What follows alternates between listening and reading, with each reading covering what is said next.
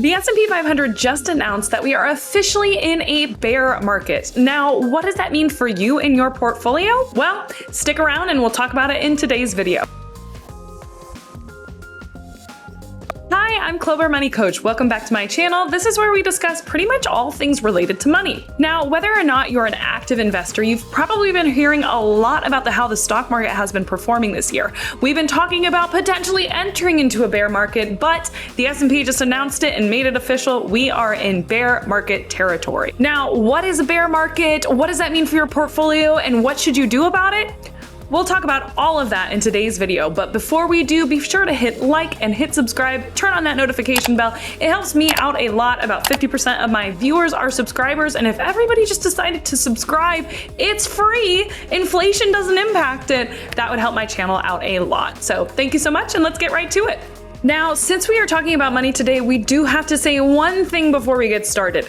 This is not financial advice. I am not your financial advisor. I'm not a financial advisor. I'm just somebody on the internet who loves talking about investing and teaching as much as possible. So today's information is for educational purposes only. If we're all on the same page about that, let's continue. First and foremost, what the heck is a bear market? So in its most basic sense, a bear market is when stock prices are going down. A bull market on the opposite end of the spectrum is when stock prices are going up. A really easy way to remember this is that when it's a bull market, think about how a bull attacks its prey. Bulls use their horns and they go up, whereas a bear swipes down. So if you hear bull market, you know stock prices are going up. Bear market, stock prices are going down. A bear market is technically a term that is used by Wall Street to basically describe when an index like the S&P 500 or like the Dow Jones, or even an individual stock has fallen 20% or more from a recent high for a sustained period of time. So it's not when the stock market just falls 20% in one day. It's when it has fallen 20% over a long period of time, like what we've experienced this year. When we're talking about specifically the S&P 500, the S&P 500 last year saw some crazy returns, almost at 30%. Last year, the S&P 500 itself returned about 26.61% in 2021. In the last year, the S&P 500 hit its peak around $4,800, whereas we're sitting about $3,800 right now. What the heck do we think is causing this bear market? Well, one of the number one reasons that we think we're seeing such a bear market this year is because there was so much money flooded into the economy last year because of how low federal interest rates were on any type of loan. Anytime that happens, well, people are investing a lot more when money is really easy and cheap to borrow. Now, with federal interest rates rising, money is not as cheap as it was to borrow in the last couple of years, and on top of that, we've also have record highs of inflation at about 8.6%. If money is more expensive to borrow, well, then less people are going to borrow it, which means that less money is being funneled into these companies, which means that their revenue of these companies that are controlling the prices of the stock market are gonna be lower. Not only that, but with the rising rates of inflation, as well as with people's concern about a potential recession coming, well, that's a perfect recipe for people pulling out of the stock market. That sounds scary, right? Inflation, recession, bear markets, it all sounds a little doomsday, doesn't it? Not exactly. Let's talk about what this bear market means for you and your portfolio. When in doubt or when I'm scared, what I like to do is I like to pull together the data. So I'm going to share a few stats that you should know about the historic performance and the historic things surrounding a bear market so that you can feel a little bit more educated on this whole bear market thing. Now, the first thing that you should know is that bear markets are generally shorter lived than bull markets. The average bear market is about 289 days, whereas the average bull market, now keep that in mind, 289 days is less than a year, right?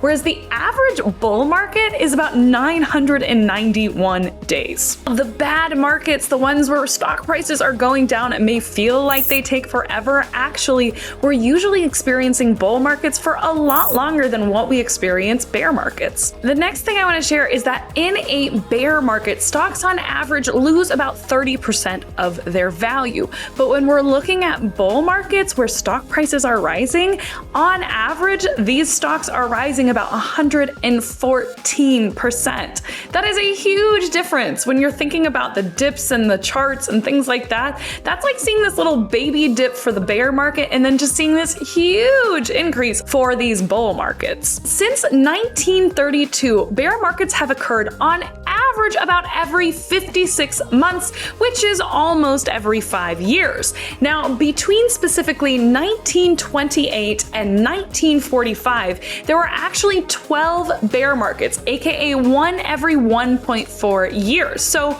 kind of seeming like they were a little bit more consistent. They were happening once every year and a half. Since 1945, though, there have only been 14 bear markets, which is one every 5.4 years. So with this data, and obviously the past is not necessarily a determinant of what's going to happen in the future, but experts think that bear markets are happening at a much slower rate than what they used to in the early 1930s. Half of the S&P 500 index's strongest days. Now, keep in mind, the S&P 500 is just a grouping of 500 of the largest stocks in the US market inside of it. The S&P 500's strongest days in the last 20 years have occurred during a bear market. Half of the strongest days, and trust me, there have been a lot of strong days. Now, we will get to this in a little bit, but that is one of the key reasons why I personally stay invested. Even though bear markets are often accompanied with a recession and recessions are often accompanied with a bear market, that doesn't necessarily mean that those are automatically combined no matter what.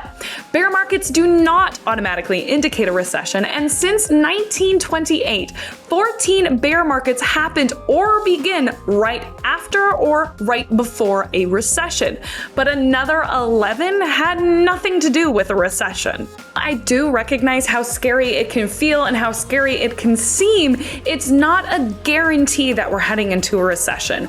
Is it likely that we could be? Who knows? That's totally possible, but I'm not a future fortune teller. So really all we can do is keep in mind the fact that, this is not a doomsday sentence just because we're entering into something that's very common in the market, a bear market. Although a lot of these stats are meant to make us feel better, I also have to include some of the stats that probably don't make us feel as great, but provide us with some perspective. So the worst bear market of all time happened almost 100 years ago in 1929 when the S&P lost 86.2% of its value. That's a lot, right? Like, that's a scary, it makes my heart drop into my stomach a little bit. But I know that's bad, but notice it didn't go down to zero. How long did that particular bear market last? I've seen some differing information online, but what I've seen for the most part is it lasted about 3 years. And then that bear market was followed by more than a decade of a bull market. The last piece of information that I'll give you before we dive into what should you do about this is to know that during a 50-year investment time horizon, so let's say you started investing at 18 years old and you invested all the way until 68 years old, during that 50-year time frame, you can expect to live through about 14 bear markets. So if this is your first one, welcome to the club. We are happy to have you here. I wanted to share those stats because I find them generally comforting. It shows me that this is not abnormal. This is something that happens all of the time. And even though you could say we've definitely had some abnormal events in our history in the last couple of years, you could say that about almost any time frame over the last 100 years. There's always been abnormal things happening. That's kind of how the world works. So I'm not particularly concerned. Now, when we're talking about you and your portfolio, I'm sure you're wondering, what does this mean for me and my investments? Should I be concerned? And I'm going to be honest. I'm not concerned. The reason I'm not personally concerned is because I'm 31 years old, I have a really diversified portfolio, and I have plenty of time before I plan to retire. Now, if I was 61 years old and had only a few more years before I was planning to retire, I might be a little bit more concerned, but at 61 years old, you should be diversifying your assets so that if something like a bear market were to happen in your early years of retirement, you're prepared. You have a couple years of an emergency fund saved. You have money sitting in bonds. You have money diversified further in international stocks and things like that. So you have different resources to pull your retirement income from so that you can kind of ride out the bear market and not have to touch your crashed stocks. That's the ideal, right? We don't want to be putting ourselves in that position when we're that close to retirement. But that's why a retirement portfolio of a 30-something is going to look very different from a retirement portfolio of a 60-something. At least we hope, if we're investing according to our risk tolerance and risk preference.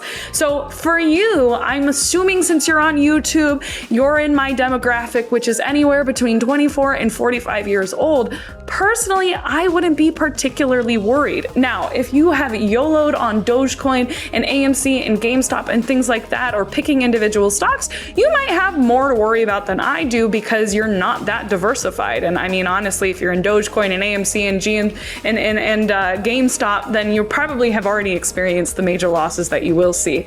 But for the most part, if you have a plan in place, if you're investing in your target date funds, or if you're investing in your index funds and you're fully diversified according to your risk preference and risk tolerance, I wouldn't be that worried. So that's kind of my 2 cents, is that this is normal. And if you stick to your plan, or even if you're able to ramp up your investments a little bit in the next couple of years, you may see a very big payoff in the future. Now, keep in mind, this is not financial advice. I don't know your individual situation. Maybe you're an outlier. Maybe you have special circumstances. So if you are looking for individual advice, seek out the advice of a financial counselor or a financial professional so that you can get advice that's according to your situation. Maybe you do have a special situation, but for the average Joe out there who has a 20, 30, or 40-year time horizon, I don't think we have that much to worry about right now. Now, of course, I always get people who are in the comments saying like, "Oh, she's wrong, this is unprecedented. We've never seen anything like this before. It's all gonna crash and go down to zero." Well,